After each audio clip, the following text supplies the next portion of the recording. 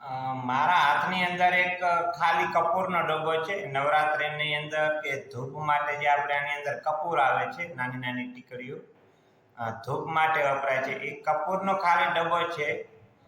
તો આ કપૂરના ડબ્બાની અંદરથી મેં એક સરસ મજાનો માટીનો પોટ બનાવ્યો છે. તો આ જે ડબ્બો છે એ ડબ્બા ઉપર મેં ચારે બાજુ માટી લગાડી અને ચોરસ શેપ આપ્યો છે એનો સરસ મજાનો.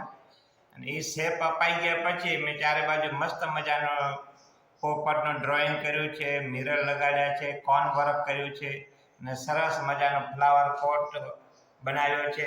તમે આને ફૂલદાની તરીકે ઉપયોગ કરી શકો, શોકેસમાં રાખી શકો, ટેબલ ક્લોથ તરીકે તમે વાપરી શકો કે ટીપોઈ ઉપર રાખી શકો, ઘરના સુશોભન માટે પણ વાપરી શકો. તો આ પોટ મેં કઈ રીતે બનાવ્યો આખો માટીમાંથી એની આખી હું પ્રોસેસ તમને બતાવું. તો આપ જોજો મારો વિડીયો. મારા હાથમાં જે ડબ્બો દેખાઈ રહ્યો છે તે છે ધૂપનો ડબ્બો છે. આપણે જે કપૂર આવે છે ધૂપ કરવા માટે, કપૂરનો ડબ્બો છે.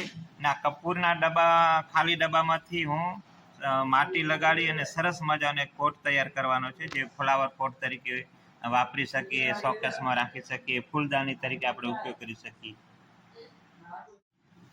મારા હાથમાં જે જોઈ રહ્યા છો તે કપૂરના ડબ્બામાંથી મેં પોટ તૈયાર કર્યો છે. ચારે બાજુ એના ઉપર માટી લગાડી અને ચોરસ શેપમાં મેં ચારે બાજુ ચોરસ શેપ આપ્યો છે અને સરસ મજાની ડિઝાઇન આપી છે અને મેં સરસ પોટ તૈયાર કર્યો છે, આપ જોઈ શકો છો. અને હવે આની અંદર હું રંગબેરંગી ડિઝાઇન, કલર, મિરર લગાડીને એકદમ સરસ મજાનો પોટ બનાવીને આપની સામે રજૂ કરીશ.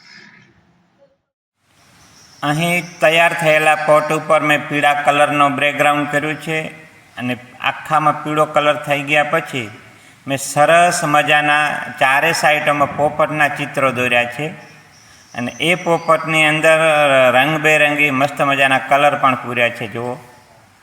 અને આ પોપટમાં સરસ મજાના કલર પૂરાઈ ગયા પછી મેં ચારે બાજુ બ્લેક આઉટલાઇન આપી છે અને કોન વર્ક કર્યું છે. મેં ચારે બાજુ કોન વર્કમાં ઝીણા ઝીણા ટપકા કરવાથી એની જે ડિઝાઇન છે એની અંદર ખૂબ જ સરસ મજાનો ઓપ આવે છે અને સુંદર લાગે છે.